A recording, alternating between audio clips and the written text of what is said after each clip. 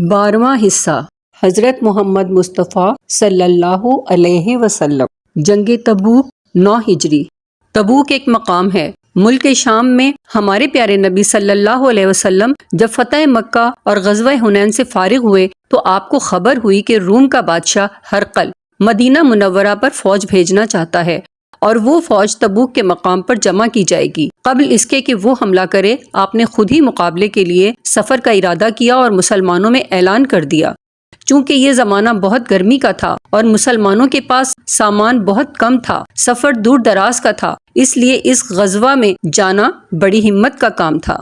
اللہ تعالیٰ نے اس جہاد میں شرکت کے لیے مسلمانوں کو سورہ توبہ میں اس طرح ترغیب دلائی، فرمایا یا ایھا الذین آمنوا ما لکم اذا قیل لکم انفروا فی سبیل اللہ اثاقلتم الی الارض ارضیتم بالحیاۃ الدنیا من الآخرۃ وما متاع الحیاۃ الدنیا فی الآخرۃ الا قلیل۔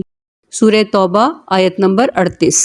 ترجمہ: اے ایمان والو، تم لوگوں کو کیا ہوا جب تم سے کہا جاتا ہے کہ اللہ کی راہ میں جہاد کے لیے نکلو تو زمین کو لگے جاتے ہو؟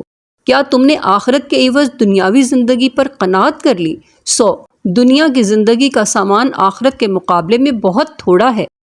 اسی جہاد کی شرکت میں مسلمانوں کو جوش دلاتے ہوئے اللہ تعالیٰ فرماتے ہیں انفروا خفافا وثقالا وجاہدوا باموالکم وانفسکم فی سبیل اللہ ذالکم خیر لکم ان کنتم تعلمون۔ سورہ توبہ آیت نمبر 41۔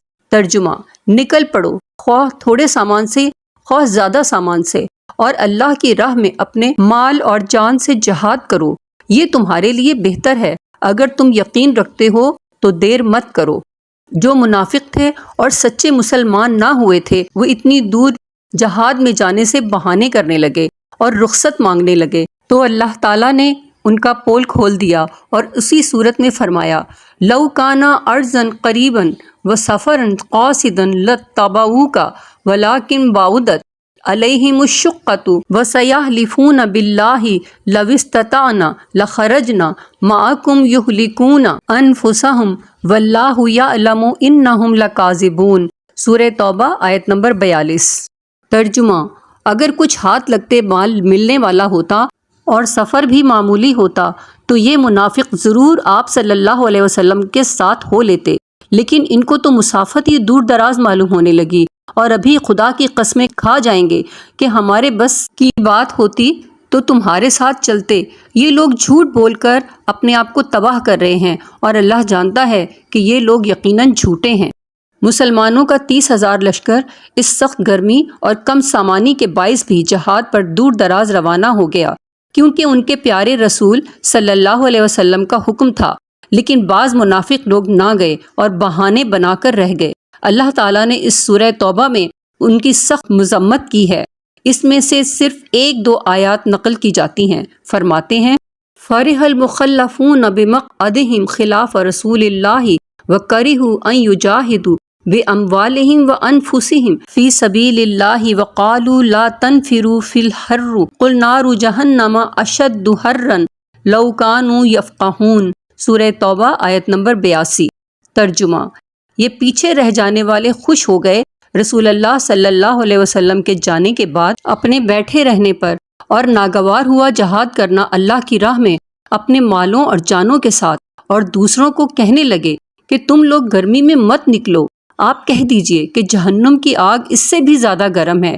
کیا خوب ہوتا اگر وہ سمجھتے۔ فَلْيَضْحَكُوا قَلِيلًا وَلْيَبْكُوا كَثِيرًا جَزَاءً بِمَا كَانُوا يَكْسِبُونَ۔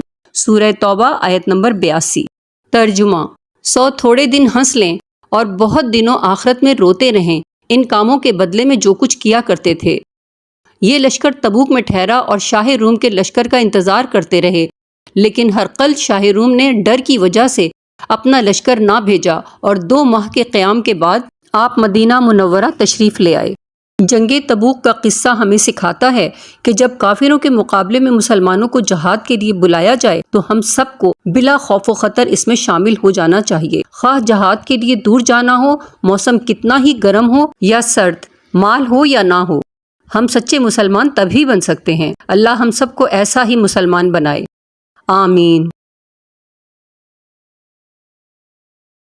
Thanks for watching. Like, share, subscribe. Subscribe.